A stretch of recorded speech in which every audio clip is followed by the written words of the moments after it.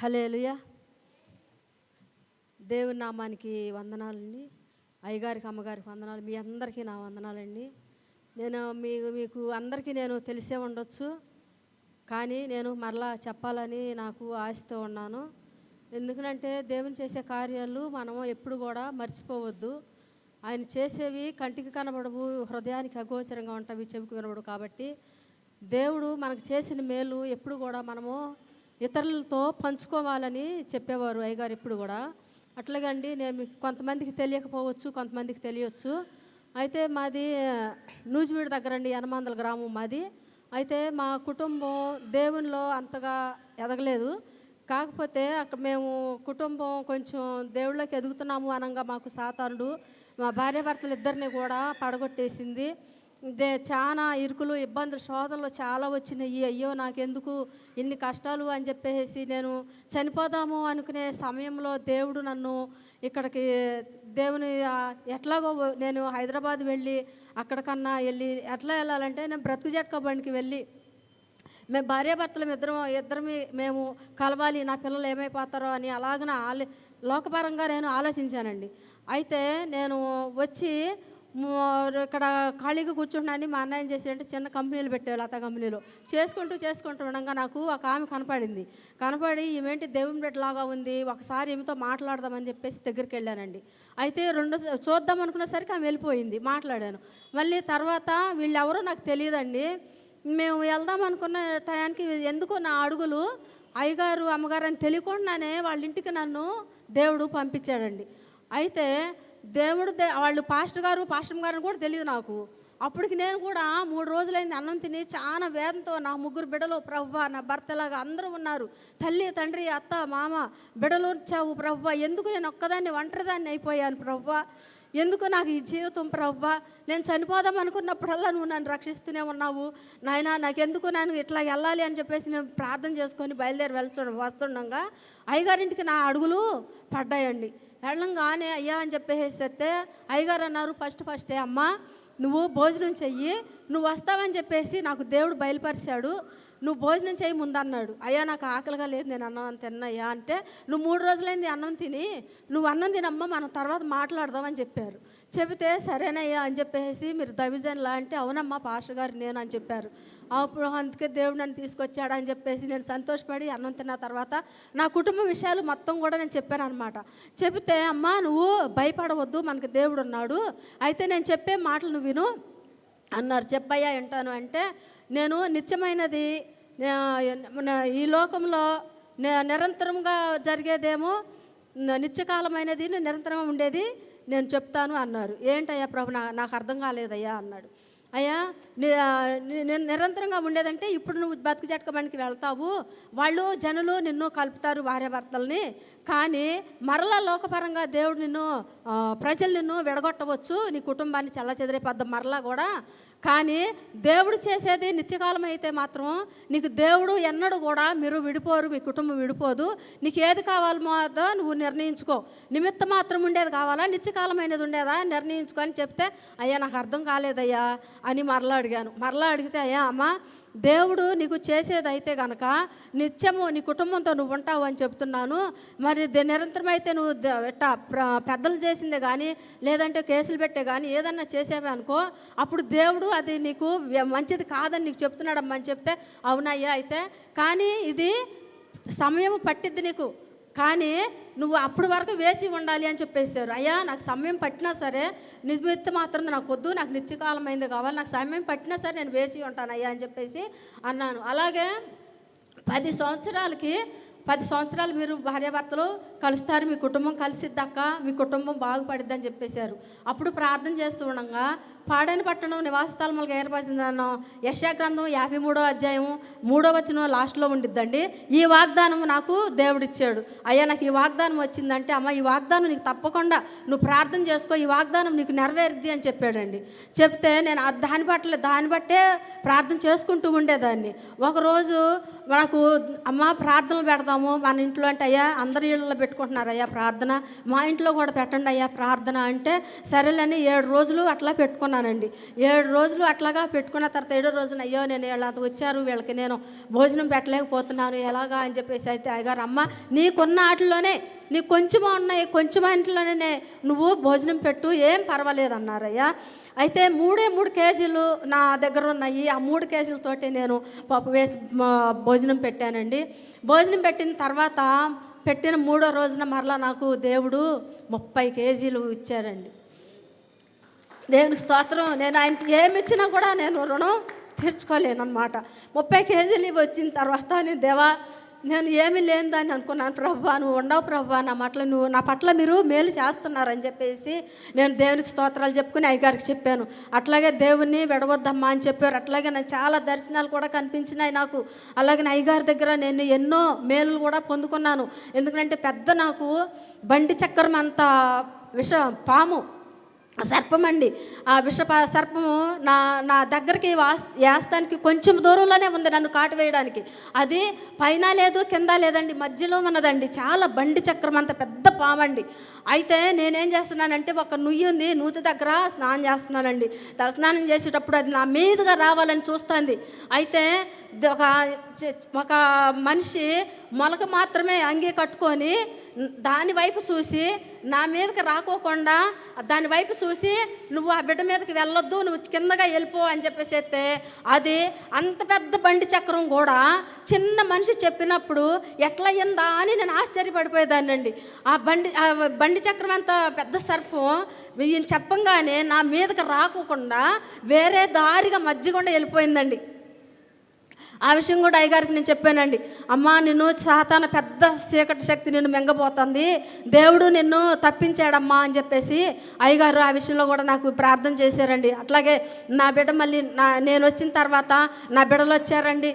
అయ్యగారు ప్రార్థన చేయంగా నా బిడ్డలు ఒక్కొక్కరు ఫస్ట్గా మా చిన్న బిడ్డ మా పెద్ద పాప అయితే రాలేదు, మా బాబు వచ్చాడు, మా చిన్న పాప వచ్చింది. తర్వాత ముందు నా తోడుకోళ్ళు కొడుకు కూతురు వాళ్ళు వచ్చారండి. ఫస్ట్ నా దగ్గరికి నన్ను ఎత్తుక్కుంటూ వచ్చిన తర్వాత వాళ్ళను కూడా దైవ సన్నిధిలోకి నడిపించి దేవుని దగ్గరికే నడిపించి అయ్యగారి దగ్గరికి నడిపించి చేస్తుంటే ఆ బిడ్డ కూడా వాళ్ళ అమ్మ చనిపోయింది అని చెప్పేసి బైబిల్ ఎంతగానో చదివి పాటలు పాడి స్తుతించే బిడ్డ నా అమ్మని తీసేసుకున్నాడు. దేవుడు మంచోడా కాదు అని చెప్పేసి ఆమె కూడా ఏం చేసిందంటే బైబిల్ని పక్కన పెట్టేసి ఇదిగా ఉంది, నేను మారాలని చెప్పేసి ప్రార్థన చేసి అయ్యా ఎలా చేస్తుందంటే ముందుగా వచ్చేసి అయ్యగారు ప్రార్థన చేసినప్పుడు ముందుగా వచ్చేసి ప్రార్థన చేసుకుని పాటలు పాడుతూ ఉంటే ఆ మంతటికి ఆమె అనుకునేదంట, ఎందుకు నా జీవితం నాకు పట్ల ఏం జరుగుతుంది, నేనేం చేయలేకపోతున్నాను, నా జీవితంలో ఏం కార్యాలు జరగట్లేదు, నాకు ఈ జీవితం అని చెప్పేసి ఉర్రేసుకుందామని చెప్పేసి మా ఇంట్లోనే ఫ్యాన్కి కట్టుకోబోతుందంటండి. కట్టుకోబోతుంటే ఆ రోజున అయ్యగారు 3 గంటలకి నేను డ్యూటీకి వెళ్ళానండి. అయ్యగారు ఫోన్ చేసి విజయ నువ్వు ఒకసారి కిందకి రాని ఫోన్ చేశారంటండి. ఉరి వేసుకునే బిడ్డ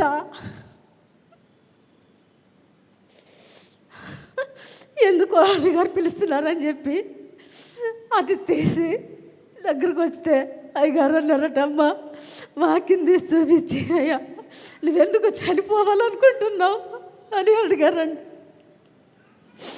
నేను డ్యూటీ చేసి వెళ్ళిన తర్వాత నాకు ఆ బిడ్డ తల్లి లేదు. ఏంటి ప్రభా ఈ బిడ్డ ప్రార్థన చేస్తున్నా, దేవుడు కాపాడాడు. అయ్యగారు పిలవపోతే నా బిడ్డ ఈరోజు చనిపోయి మా తోడుకోడు బిడ్డ అండి చనిపోయేదండి, ఈ రోజున ఉండేది కాదు. ఆ బిడ్డ జీవితంలో కూడా ఎన్నో మేలు చేశాడు. దేవుడికి నేను ఏమిచ్చిన రుణం తీర్చుకోలేను. అట్లాగే 10 సంవత్సరాలకి నా పిల్లలు నా దగ్గరికి వచ్చారు. ఒక్కొక్కరుగా నా దగ్గరకు వచ్చారు. అలాగే ప్రార్థన ఇక్కడ అయ్యగారి దగ్గర ఉండి ఇంకా ప్రార్థన చేపిస్తూనే ఉన్నాను బిడ్డల కోసం. ఆయన బిడ్డలందరూ కూడా అన్నిట్లలో కూడా మంచి మార్కులతో పాస్ అయ్యారండి. బిఎస్సి నర్సింగ్ 3 కూడా దేవి చిత్తంగా పాస్ అయ్యారు. అయ్యగారికి కూడా చెప్పాను, దేవుని కృతజ్ఞతలు చెల్లించుకుంటున్నాను. పాస్ అయ్యారు. నేను ఒంటరిదాన్ని అనుకున్నాను, కానీ నా వెంట ఇంతమంది వచ్చారు. నా వెంటనే ముందు నా బిడ్డలు వచ్చారు, తర్వాత నా తోడుకోళ్ళు కొడుకు కూతురు, అట్లాగే ఆమె ద్వారా వీళ్ళు ఒక్కొక్కరు నా దగ్గరికి చేరటం మొదలయ్యారండి. చేరటం మొదలైన తర్వాత నేను ఇట్టగా దగ్గరికి ప్రార్థనకు వస్తూనే ఉన్నాను. దేవుడు 10 సంవత్సరాలు అయిన తర్వాత కరెక్ట్గా నా బిడ్డకి బాగోలేదని నేను డ్యూటీ చేసేటప్పుడు 8 గంటలకు ఫోన్ వచ్చిందండి. ఫోన్ వస్తే అప్పుడు ఏమైంది అని చెప్పేసి నేను, అయ్యా ఇట్లా పిల్లకి బాగాలేదని ఫోన్ వచ్చింది అయ్యా, నేను వెళ్తున్నానని ప్రార్థన చేయించుకొని వెళ్ళానండి. వెళ్తే బిడ్డ చావు సప్పుల్లో ఉన్నది, కామెర్లయ్యి. ఆ టైంలో గుంటూరులో చదువుతుందండి బిడ్డ. గుంటూరులో కామెర్లు అయినాయి ఆ బిడ్డకి. నీటిలో ఒక మనిషి చనిపోతే నీళ్ళు అంతా కాలుష్యమైపోయి పవన్ కళ్యాణ్ వాళ్ళందరూ కూడా వచ్చి అప్పుడు చాలా ఇది చేశారండి. ఆ సమయంలో అనేక మంది 40 మంది ఈయంతో పాటు ఉంటున్న వాళ్ళందరూ చనిపోయారండి. అయితే నా బిడ్డని కామెర్ల రూపంలో తీసుకొచ్చి ఆ బిడ్డని ఇట్లాగా వచ్చి హాస్పిటల్లో పడున్నదని చెప్తే నేను వెళ్ళి అయ్యగారితో ప్రార్థన చేయించుకుని వెళ్ళిన తర్వాత బిడ్డ కూడా 4 రోజులు తర్వాత బాగానే ఉందని చెప్పేసి మళ్ళీ అయ్యగారికి ఫోన్ చేశానండి. హాస్పిటల్లో చూపించాము. ఇది కూడా నేను దేవుని మీదే ఆధారపడ్డానండి. నేను మనుషులను అయితే నమ్మలేదు.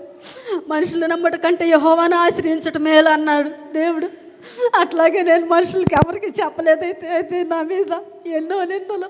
నేను బిడ్డను చూసుకుందామని వెళ్తే నా మీద నిందలు. ఎవరినో తీసుకొని వెళ్ళిపోయింది, మరలా వచ్చింది ఇక్కడికి. అవమానాలు, నిందలు, శోధనలు ఎన్ని వచ్చినా కూడా అయ్యా నాకు ఇట్లా అంటున్నారు ప్రభు. ఏంటి నాయనా, నేనైతే ఈ ఊరు రావద్దనుకున్నాను, మరలా నన్ను ఇక్కడికే తీసుకొచ్చావు. నాకు ఆ ఊరంటే ఇష్టం ఉండదు, మరలా నన్ను అక్కడికే తీసుకొచ్చాడు. దేవుడు వాగ్దానం చేశాడు అమ్మ, పాడైన పట్టణ నివాస స్థలములకు ఏర్పరిచిందని వాగ్దానం చేశాడు. ఆ వాగ్దానం నీ జీవితంలో నెరవేరబోతుందమ్మా అని చెప్పాడు. అట్లాగే నా భర్త, నాకు కుటుంబం, నేనంతా కలుసుకున్న తర్వాత మళ్ళా నా బిడ్డకి 2 సార్లు మళ్ళా ప్రాణం 3 సార్లు అండి. మా చిన్న పాపకి 3 సార్లు బాగోలేదు. 3 సార్లు కూడా మరణ పరకల మీద నుంచి మళ్ళీ లేచి వచ్చిందండి నా చిన్న బిడ్డ.